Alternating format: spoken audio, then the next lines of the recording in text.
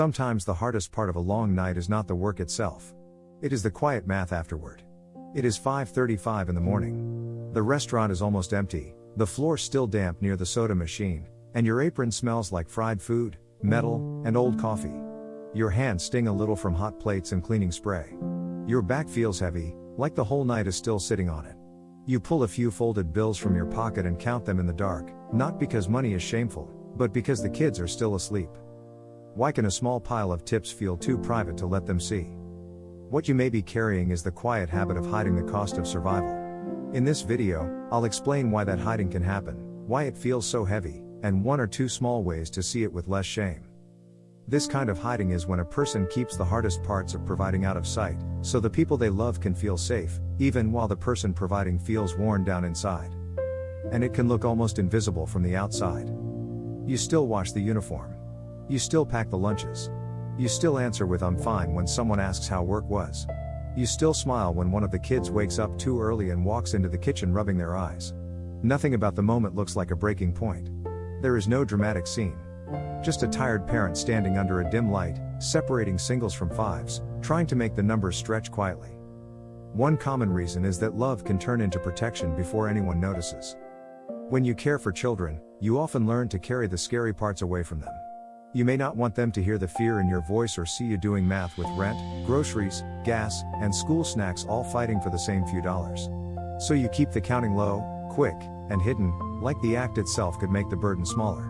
A mother may stand in the laundry room before sunrise, bills in one hand, damp work shirt in the other, listening for small footsteps down the hall. The hiding becomes a way of saying, let them wake up to a normal morning. Sometimes, it comes from the strange shame that gets attached to honest work. Serving late, cleaning tables, carrying trays, or coming home with dust in your clothes can take real strength, but the world does not always honor that strength in a gentle way. People can act like tired work is something to rise above, instead of something that keeps families alive. So the parent starts hiding the evidence, the sore hands, the tip money, the smell of the night shift, the face in the bathroom mirror that looks older than yesterday. They may not be ashamed of the work itself, but they may feel the sting of being seen only through struggle. That sting can make even earned money feel like something to fold away fast. There's also a quieter reason. When life has been loud for too long, quiet moments can feel unsafe. After a long shift, the body may still carry the sound of machines, dishes, traffic, chairs scraping, or a manager calling out orders. Even when the construction site nearby has gone silent, your ears can remember the noise. Even when the restaurant door is locked, your mind can stay half alert, checking what comes next. So when the house is finally quiet, counting tips is not just counting money, it is facing the whole night with no distraction left. The silence gives the exhaustion a shape, and suddenly the small stack of bills feels like proof of everything you were trying not to feel. It is early morning, maybe 5:35, and the kitchen light is still off because you do not want it to spill into the hallway. You place the bills on the table one by one. The edges are soft from other people's hands. A quarter rolls near a cereal bowl someone forgot to put away. Your shirt is still a little damp at the collar, and there is a faint gray line of dust near your wrist from the walk past the construction fence on the way home. You hear one of the kids turn over in bed, and your hand freezes. Not because you did anything wrong. Just because you do not want them to connect your tired face with the cereal in the cabinet, the field trip envelope on the counter, the shoes by the door that are almost too small. So you push the money under a napkin when you hear the floor creak. If you've been there, you're not strange. You might know someone who lives like this. This is what quiet providing can look like when love and exhaustion sit at the same table. The outside story says, they are just counting tips. The inside story says, I hope my children never feel how close this gets. That is the emotional contradiction. The money is honest, but it feels hidden. The work is loving, but it feels lonely. The parent is doing something strong, but the moment feels small and almost embarrassing. They are keeping the house moving, yet trying not to become the reason anyone worries. And this is why the dark matters. The dark gives privacy. It gives the parent a few minutes where nobody asks why their hands look rough, why they are so quiet, why they sat down before taking off their shoes. It makes the counting feel less exposed. But it can also make the person feel unseen, as if the only witness to their effort is the hum of the refrigerator and the pile of coins beside the napkin holder. There may be a part of you that says, this is just what parents do. And sometimes, yes, parents carry things quietly. But quiet carrying can still leave marks. It can make a person feel like their love only counts when it stays hidden. It can make rest feel like a private luxury. It can make a tired mother feel strange for wanting anyone to notice, even though she is also trying hard not to be noticed. One small thing that may help is letting the moment become honest in your own mind, even when it stays private in the room. Instead of telling yourself, "This is nothing," you might name it softly, "This is me trying to keep the morning gentle." That sentence does not make the bills bigger or the body less tired. But it can take away a little of the shame that clings to the scene. You are not just hiding money. You are trying to protect a sense of normal life for people you love. Seeing that difference can make the moment feel less like failure and more like a tired form of care. Another small thing is to separate the numbers from your worth.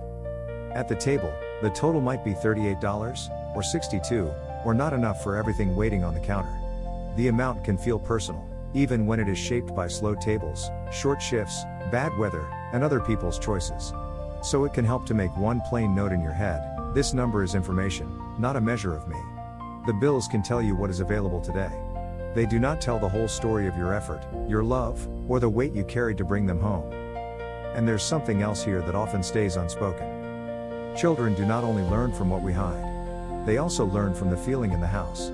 They notice when someone goes quiet too often. They notice when tiredness has no place to land. This does not mean every burden belongs in front of them. It only means the parent is allowed to be human somewhere, with someone, even if that someone is not the child. Maybe that looks like texting one trusted person after a shift and saying, "I made it home." Maybe it looks like sitting in the car for 2 minutes before going inside, not to disappear, but to let the night loosen its grip. Maybe it looks like placing the tips in an envelope without turning it into a verdict about the whole month. Small moments like that do not erase the pressure. They can simply remind the body that it is not only a machine for getting through. Because the deepest pain in this scene is not just low money. It is the meaning attached to it. It is the thought that if the kids see the counting, they will see the fear. If they see the fear, they will feel less safe. If they feel less safe, then somehow the parent has failed at the one thing they were trying hardest to do. But safety is not built only from never seeing struggle.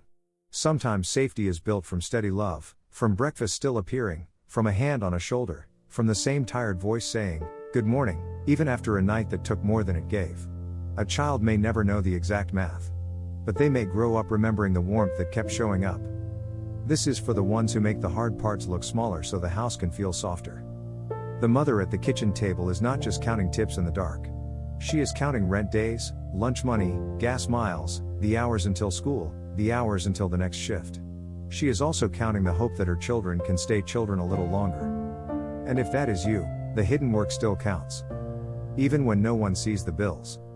Even when no one hears the machine still ringing in your ears. Even when the morning begins before your body has finished the night. There is a kind of love that looks ordinary because it has no audience. It folds the money. It washes the shirt. It turns off the light before the kids wake up. And still, it matters.